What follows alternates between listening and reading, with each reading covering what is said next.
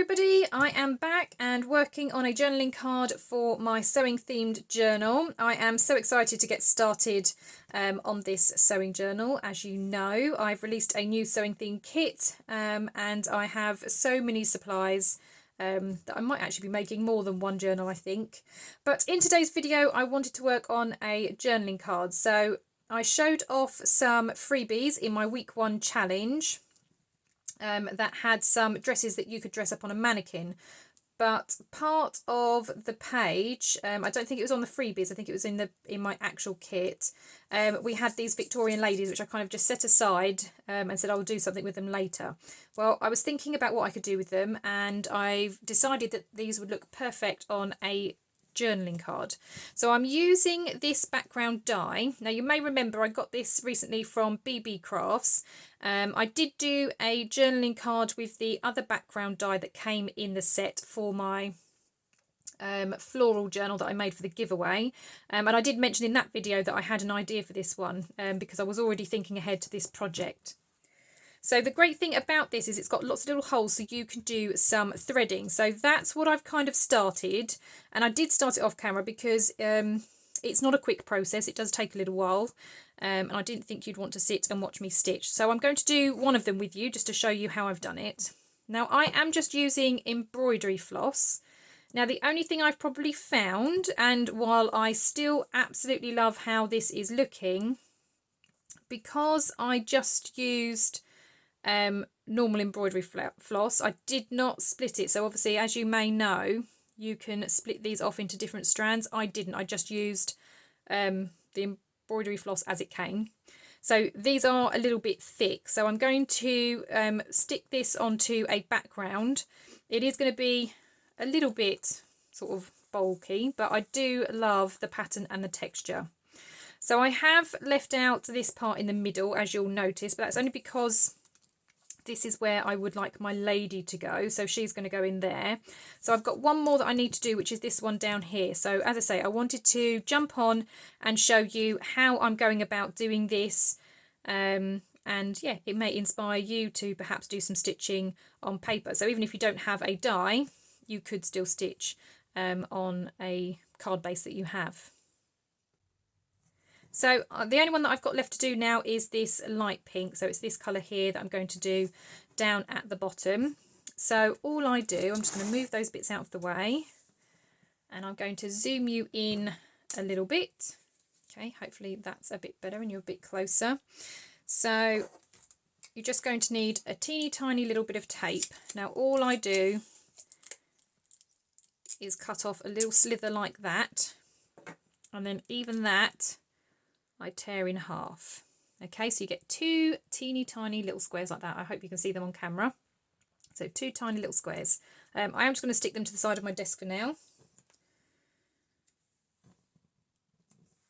Okay, I then have my embroidery floss on a needle. Like I said, I have not split this into threads. If I was to do this again, and I probably will be making a couple more, I might use less thread, so I will split these so I'm not using quite so many, because as I said, this is quite sort of bulky and thick where you've got those threads. So I'm just thinking it may be a little bit more difficult to stick down, but we'll see in a moment. So all I do is I poke my needle in from the back and pull it so that I have a little bit of a tail left, and you can probably see what I've done by looking at the other ones. So I have a little bit of a tail left. I just pull it off to the side where I've got a little bit of white space, and then using one of the teeny tiny little pieces of tape, I will just stick that over the end of the thread. Okay, just like that.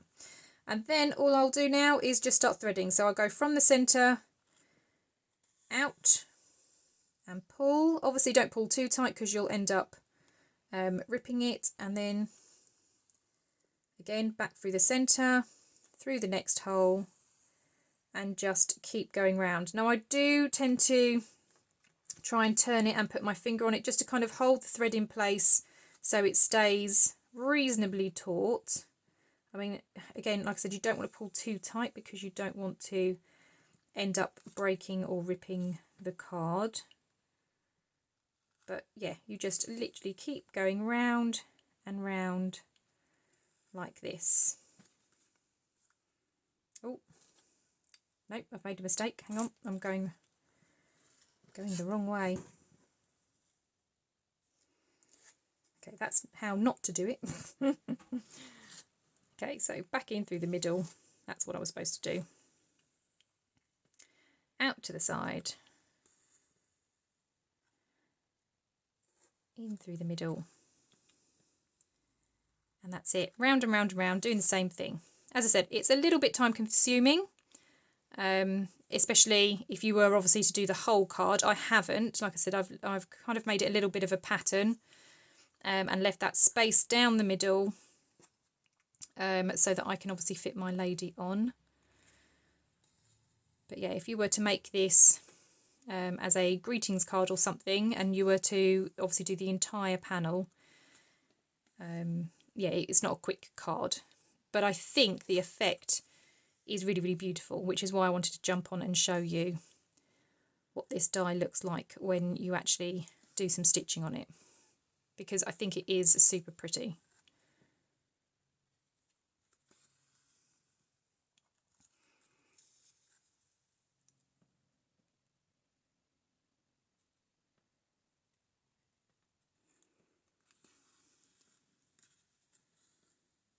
Okay, so now that we're coming to the end, this is also when I noticed that I perhaps shouldn't have used such a thick embroidery floss, because it gets, I mean, it's not tricky, you can still obviously get through the middle, but you can tell that it's now bulking in the middle because obviously it's got all that thread going through that centre hole. Right, so one more to do. Nope.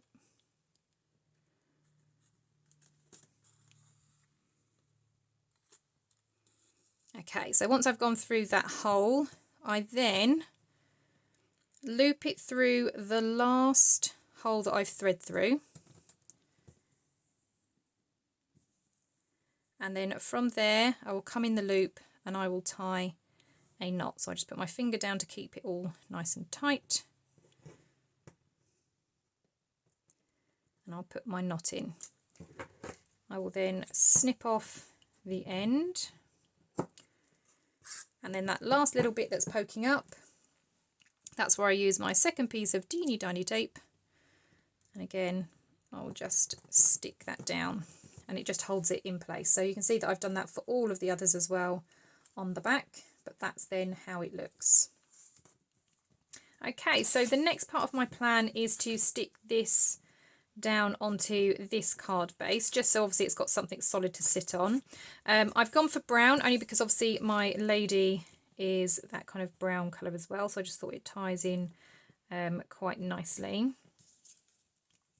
So I am going to attempt gluing this down. Now, as you can see, obviously when I start pushing down, it is bulky because of these, which is why, again, I didn't want to really go with the full panel. So I'm just going to glue this bit down first. Or actually, no, before I do that, I want to put this on, don't I? So I was going to put this on and wrap it around. So I'll do that first. I was going to have that on there. So I'll quickly glue that down first. And I might actually use some tape for that because I don't want the glue seeping through. I've got a teeny tiny bit of red tape, so let's do that because that's nice and thin.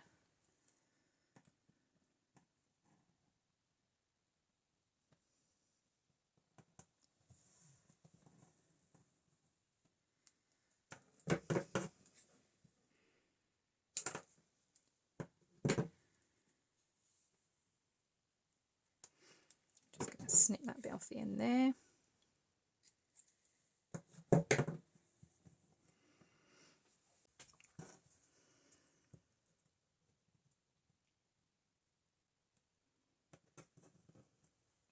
And then try and get the backing off without picking at the paper. Now I love this red tape, it is super, super strong, but getting the backing off is quite often extremely tricky.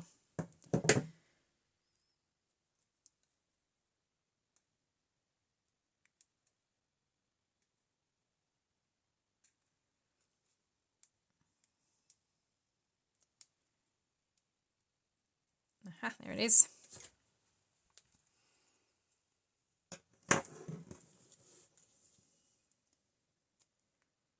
Just make sure I've got it the right way up. Then that's going to go across there.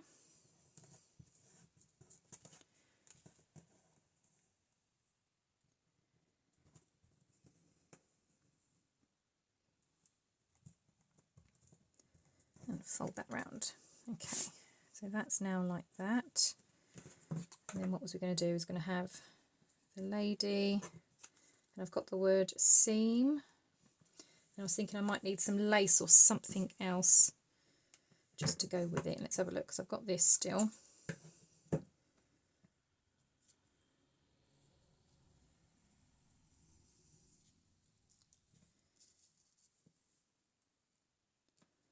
Yeah, I might get some cheesecloth as well, actually.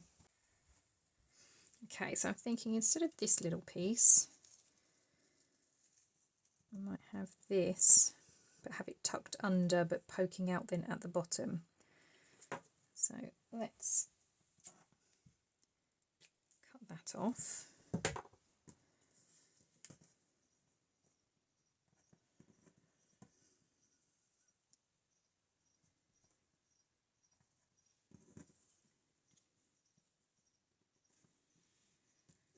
Yeah, I like that. Okay, so that can be down the bottom. Then I've got a bit of cheesecloth. I'm just going to pull about a bit. And then that can go on there. So it's going to look something like that. Right, so let's get the base stuck down. Whoops.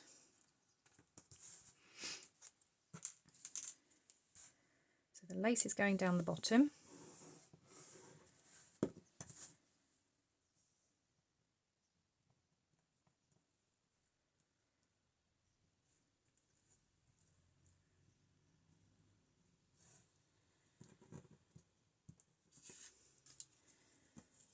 Right, and then this, I'm just going to try and apply as much glue as I can in as many areas as I can.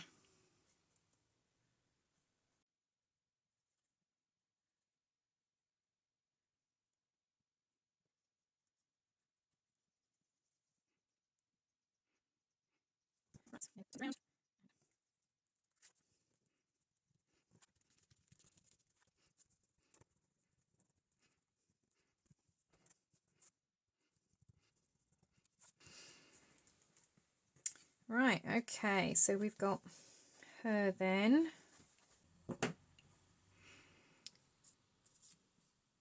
Thinking she might also need some cheesecloth up the side.